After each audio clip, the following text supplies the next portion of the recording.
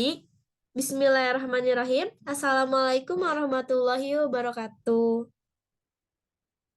Sebelumnya, perkenalkan kami dari kelompok 4 yang akan memaparkan materi tentang konsumsi dalam perekonomian Indonesia, yang dimana kami beranggotakan 3 orang, saya sendiri, Hurfatul Jana dengan NPM 100103-212, bersama 2 rekan saya. Saya Anita Retno Fitriani dengan NPM 100-103-216. Dan saya Wanda Puspitasari dengan NPM 101-103-2001. Ya, baik. Kami beranggotakan 3 orang yang akan memaparkan materi tentang konsumsi dalam perekonomian Indonesia. Dengan daftar isi presentasi yang pertama, topik pembahasan yaitu definisi konsumsi menurut para ahli, teori konsumsi, faktor-faktor konsumsi, dan potret konsumsi di Indonesia. Materi pertama yang akan dipaparkan oleh Teh Anita Retno Fitriani. Dipersilakan, Teh. Baik, di sini ada pengertian dari konsumsi.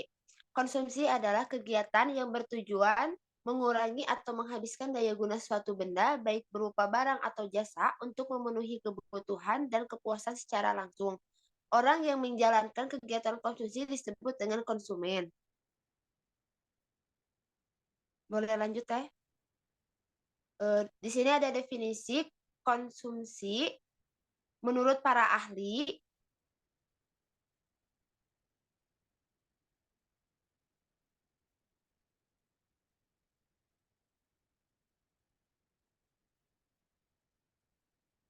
Ini kok teori konsumsi yang menurut para ahli loh, Teh. Nah, di sini ada definisi konsumsi menurut para ahli, ada 3. Yang pertama yaitu Suherman Roshidi. Konsumsi diartikan sebagai penggunaan barang-barang atau jasa-jasa yang secara langsung akan memenuhi kebutuhan manusia. Konsumsi atau lebih tepatnya pengeluaran konsumsi pribadi adalah pengeluaran oleh rumah tangga atas barang-barang akhir dan jasa. Yang kedua menurut Gregory Mankiw, konsumsi merupakan pembelanjaan barang dan jasa oleh rumah tangga.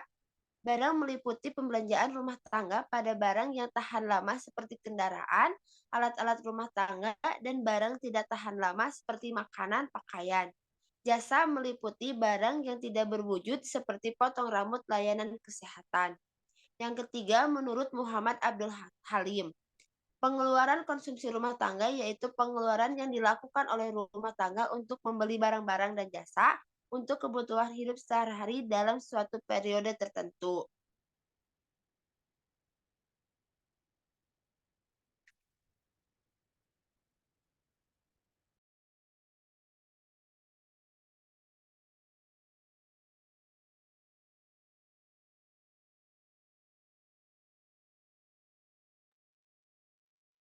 Teori konsumsi.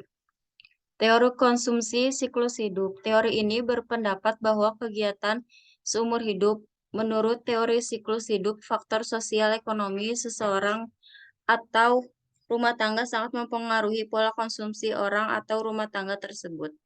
Teori pendapatan permanen. Teori pendapatan permanen meyakini bahwa pendapatan yang mempengaruhi tingkat konsumsi. Perbedaannya terletak pada pernyataan yang menyatakan bahwa tingkat konsumsi mempunyai hubungan proporsional dengan pendapatan permanen. Teori pendapatan relatif.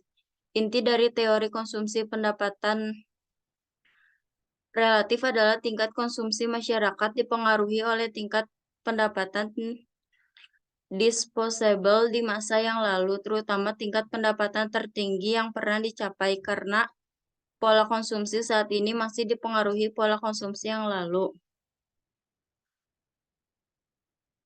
Teori konsumsi Keynes, Maynard Keynes. Ia mengatakan jumlah konsumsi saat ini berhubungan langsung dengan pendapatan. Fungsi atau rumusan tentang teori John Maynard Keynes untuk menggambarkan tingkat konsumsi pada berbagai pendapatan. Faktor konsumsi. Beberapa faktor konsumsi. Tingkat pendidikan. Pendidikan sangat mempengaruhi pola pikir seseorang dalam melakukan kegiatan konsumsi. Semakin tinggi tingkat pendidikan seseorang, umumnya tingkat konsumsinya juga akan semakin tinggi, begitu juga sebaliknya. Harga barang dan jasa. Harga barang dan jasa dapat mempengaruhi tingkat konsumsi seseorang. Semakin tinggi harga barang dan jasa, maka tingkat konsumsi akan semakin rendah, dan begitu juga sebaliknya. Jumlah keluarga yang jumlah anggotanya lebih besar akan membuat tingkat konsumsinya semakin besar. Begitu juga sebaliknya. Jenis kelamin. Kebutuhan barang atau jasa antara pria dan wanita tentunya sangat berbeda. Hal tersebut juga akan mempengaruhi tingkat konsumsi. Selera dan gaya. Sebagian orang yang memiliki selera dan gaya yang lebih baik dalam hal berbusana maupun hal lainnya. Hal ini membuat tingkat konsumsi mereka menjadi lebih tinggi ketimbang mereka yang kurang memperhatikan gaya. Adat istiadat dan kebiasaan. Kebiasaan dan adat istiadat di suatu daerah juga mempengaruhi tingkat konsumsi masyarakatnya.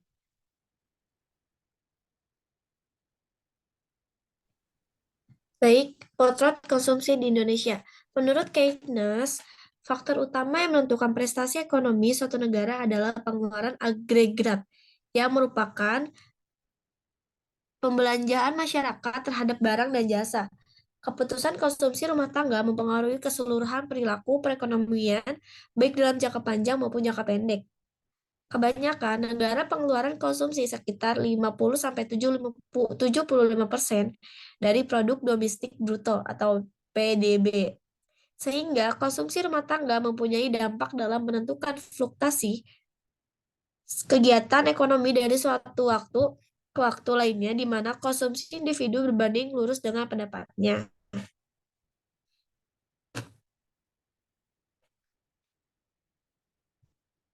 Di Indonesia, konsumsi juga memiliki dominan dalam perekonomian, di mana kontribusi konsumsi terhadap perekonomian Indonesia sangat besar dan dominan, yaitu antara 57%, 57,7% sampai dengan 73,9% dari produk domestik bruto atau PDB.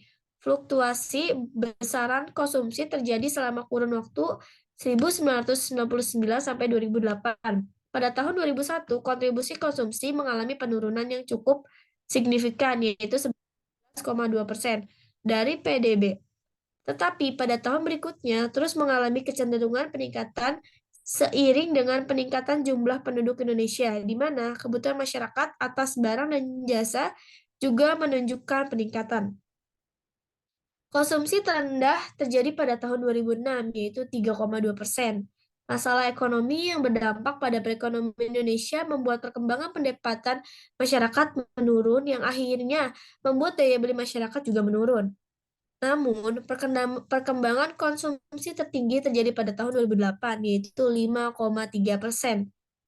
Kondisi ini menunjukkan keadaan perekonomian di Indonesia mengalami peningkatan, sehingga daya beli masyarakat juga meningkat.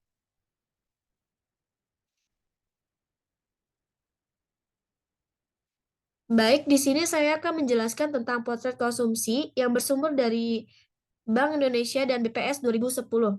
Pada tahun diinvestasi ataupun miliar Rp. Di sini mengalami kenaikan yang cukup signifikan. Selanjutnya kita bergeser kepada inflasi. Inflasi mengalami ketidakstabilan, yang dimana mengalami penurunan pada tahun 2003 dan juga penurunan yang sangat drastis pada tahun 2009. Kita geser lagi, kita lihat pada konsumsi. Pada konsumsi sendiri mengalami kenaikan yang cukup signifikan dimulai 2001 sampai dengan 2010.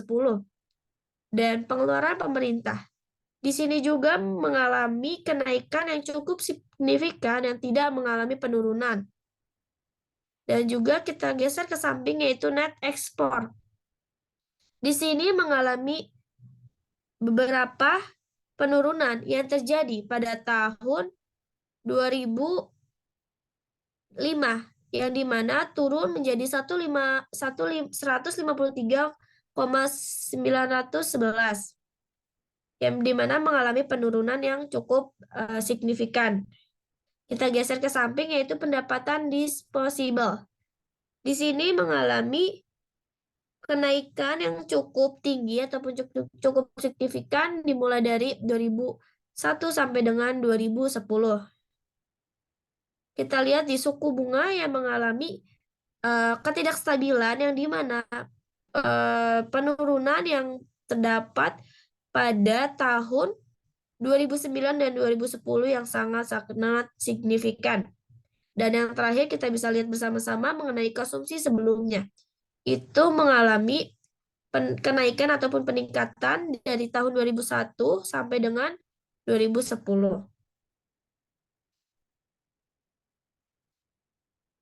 Dan kita lihat bersama-sama model persamaan konsumsi. Dari sini, dari estimasi yang telah dilakukan, didapat persamaan konsumsi di Indonesia dalam penelitian ini adalah sebagai berikut. Dapat dilihat di share screen-nya. Estimasi model simultan konsumsi atau K di Indonesia dipengaruhi pendapatan disposable, konsumsi sebelumnya, dan suku bunga sub.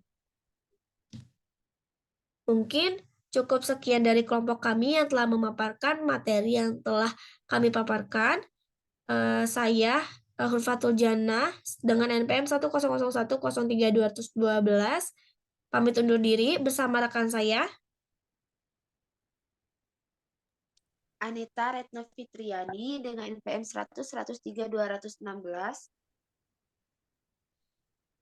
Dan saya Wanda Puspitasari dengan NPM 101-103-2001. Kami dari kelompok 4 cukup sekian presentasinya. Mohon maaf apabila ada salah kata dan kalimat. Sekian dari kami. Wallahu muwaffiq ila aqwamit thoriq. Wassalamualaikum warahmatullahi Warahmatullahi wabarakatuh. wabarakatuh. Warahmatullahi wabarakatuh.